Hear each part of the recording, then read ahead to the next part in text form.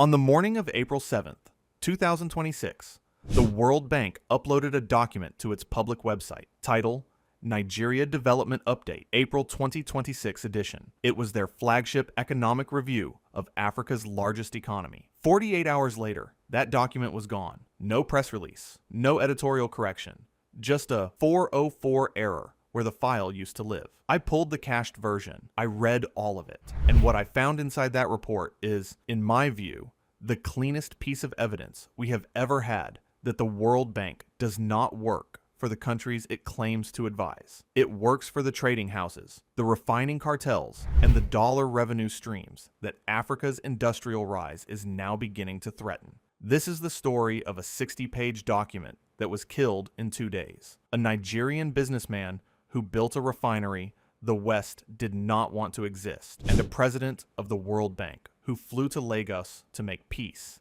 10 days later. Let's get into it. First, let's be precise about what the document said. I'm not going to paraphrase. I want you to see the actual recommendation because the wording matters.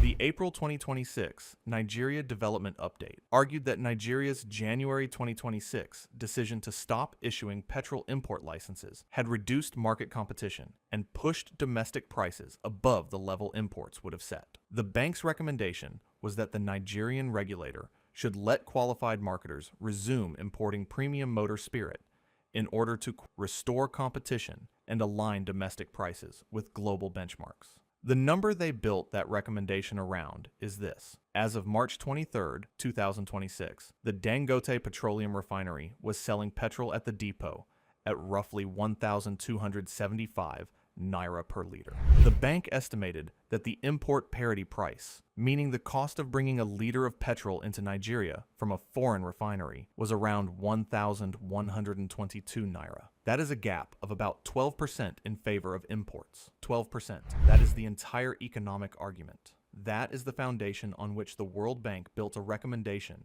to dismantle the largest single-train refinery in the world and reopen Nigeria's borders to fuel cargoes from Switzerland, the Netherlands, and the Persian Gulf. And here's where I want to plant a flag for the rest of this video. A 12% retail price gap is a symptom.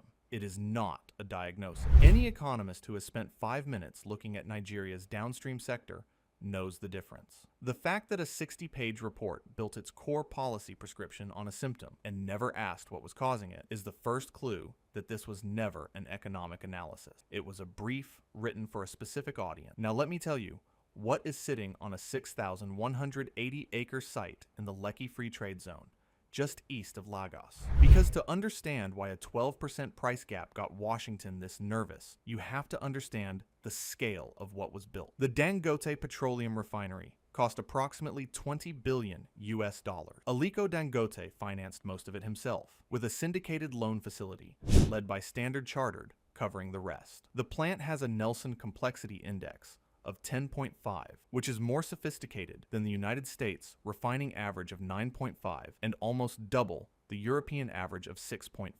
That number matters because it tells you the refinery can process heavy, sour, difficult crude grades that simpler plants cannot touch, which is exactly what most Nigerian crude is. On February 11th, 2026, the refinery's CEO, David Bird, confirmed that the facility had hit its full nameplate capacity of 650,000 barrels per day. That is not a forecast. That is a press release with a date on it. The refinery is now the first single-train facility in the world to operate at that scale. And according to Bird, it is positioned to deliver up to 75 million liters of premium motor spirit per day to the domestic market. To put that in perspective, Nigeria's daily petrol consumption is in the range of 50 million liters. The refinery, on its own, has the capacity to cover the entire country's needs and still ship surplus product. And here is the number the trading houses cannot live with. Internal Dangote estimates, repeated by the company on multiple occasions and not seriously disputed in industry analysis, put the foreign exchange savings to Nigeria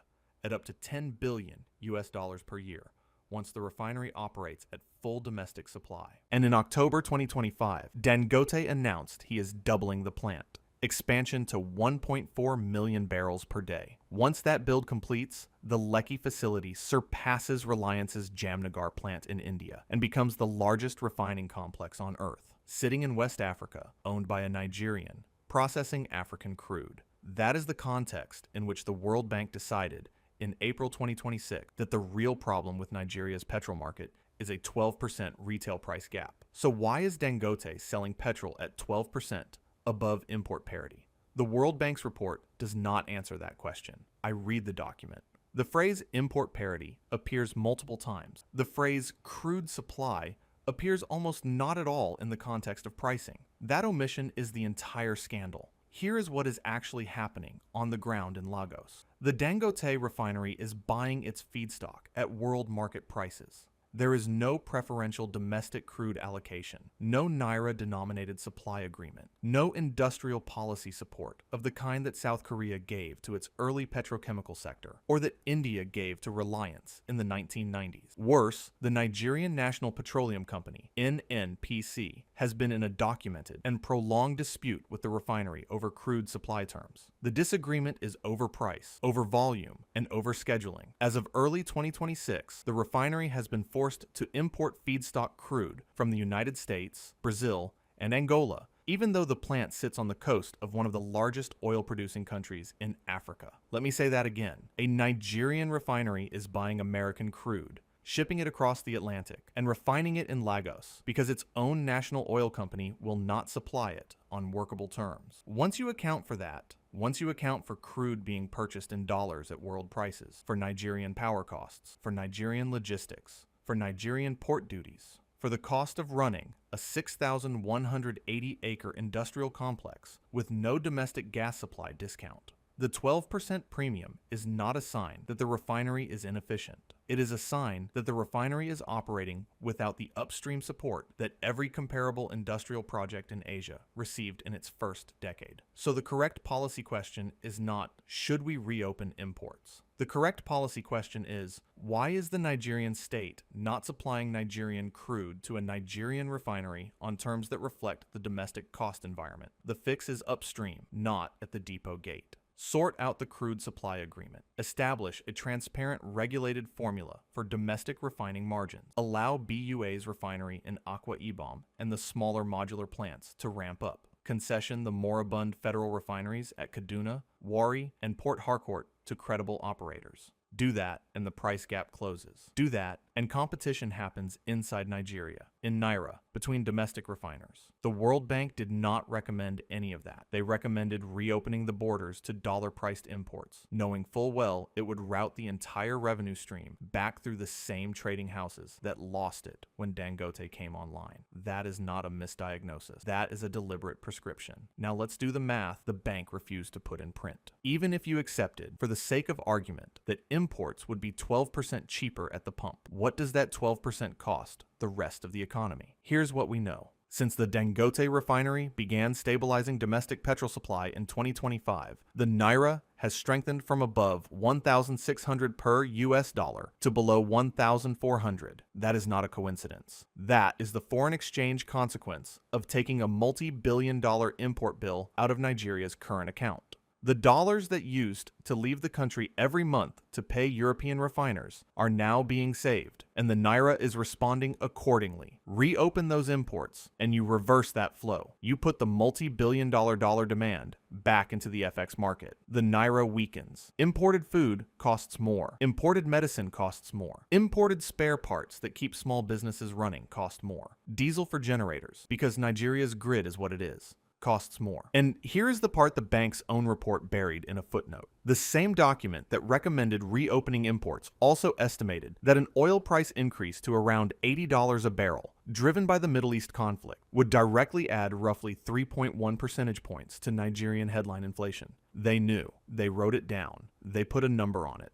And then, in the same document, they recommended a policy that would amplify that exact transmission channel by routing fuel demand back through the dollar. So, when I hear the argument that imports save Nigerian consumers 12% at the petrol pump, my answer is yes, and they will pay it back with interest at the grocery store, the pharmacy, the school fees, and the rent. That is not a saving. That is a transfer from Nigerian households to foreign trading houses, with the World Bank's signature on the receipt. So where does this go from here? Let me put a prediction on the record. with a date that you can hold this channel to.